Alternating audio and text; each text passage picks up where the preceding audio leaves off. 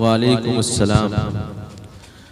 हजरत मोहम्मद सल्लल्लाहु अलैहि वसल्लम की वालिदा का नाम क्या है? बीबी आना।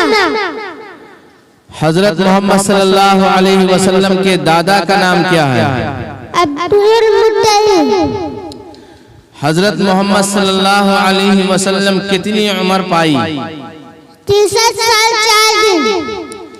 हजरत मोहम्मद सल्लल्लाहु अलैहि वसल्लम पर सबसे पहली कौन सी आयत नाजिल हुई? कुरान। सबसे पहले कौन सी आयत नाजिल हुई?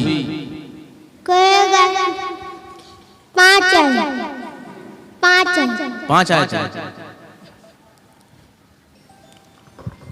हजरत मोहम्मद सल्लल्लाहु अलैहि वसल्लम ने पहली कौन सी मस्जिद तामीर की?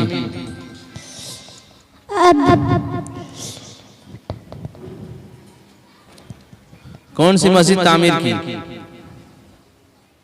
मस्जिद कुबा। हजरत मोहम्मद सल्लल्लाहु अलैहि वसल्लम की नमाज जनाजा किसने पढ़ाई? अबू तहरा। नमाज जनाजा किसने पढ़ाई?